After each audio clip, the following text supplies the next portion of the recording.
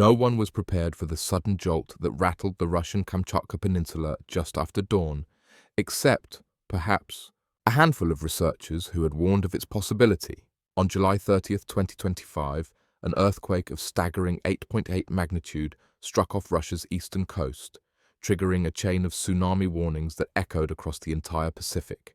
For hours, coastal nations, including Japan, the United States, and parts of Southeast Asia, braced themselves for waves of destruction. Sirens wailed, emergency texts flooded phones, and millions were evacuated. But the real shock wasn't just the tremor, it was that someone had predicted it. 2 weeks before the seismic event, Dr. Eleanor Fraser, an AI geophysics researcher from the University of Edinburgh, quietly uploaded a white paper online claiming her experimental earthquake prediction algorithm had identified a major tectonic stress convergence near Kamchatka. Most experts dismissed it. It's not possible to predict earthquakes, they argued, citing decades of uncertainty in the field. And then, exactly 13 days later, her prediction came true. As the Earth roared beneath the Pacific seabed, it became more than just another natural disaster. The internet exploded. Social media lit up with screenshots of Dr. Fraser's post. Her Reddit AMA thread went viral, and mainstream news scrambled to understand whether a seismic prophecy had just been fulfilled. While damage was relatively minimal due to rapid alerts, thanks to the Pacific Tsunami Warning Center, over 3 million people were evacuated, with tsunami waves peaking between 1.2 to 4 meters in various coastal zones. Japan's Hokkaido coast suffered minor flooding, and a Russian fishing village was flattened by a wave that bulldozed boats into houses. Miraculously, casualties remained low, but the psychological aftershock rippled far beyond the quake. Governments are now demanding urgent reviews into AI and disaster prediction. Should Dr. Fraser's model be adopted globally? If she's right, how many disasters could we avoid? And if she's wrong, how much trust are we willing to put in machines to read the future? While scientists debated, the world's attention shifted to another shockwave, not from the Earth, but from the heart of Europe.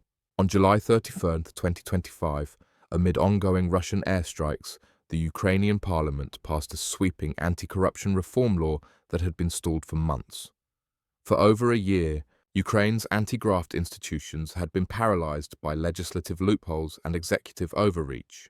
But thanks to relentless protests, some even conducted in underground bomb shelters, the people of Ukraine forced their leaders to act.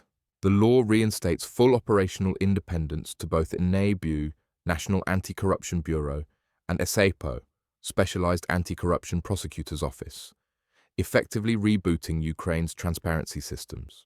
It was a massive victory for civil society. "This is not just a law, it's a line in the sand," said Irina Lebedeva, one of the movement's most prominent activists.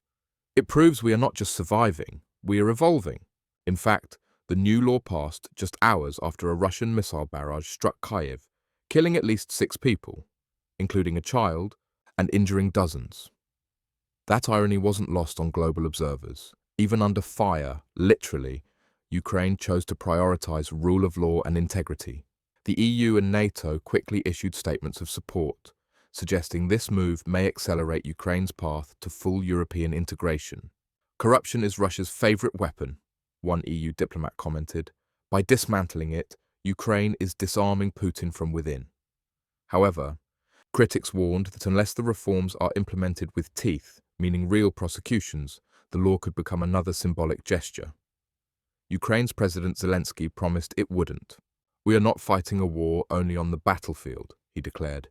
"We are fighting for the soul of our nation."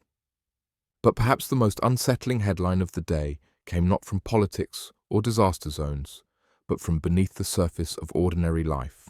In a chilling press release leaked to journalists this morning, a whistleblower from a top USC data company claimed that several governments had been secretly testing emotion-manipulating AI algorithms on their own citizens.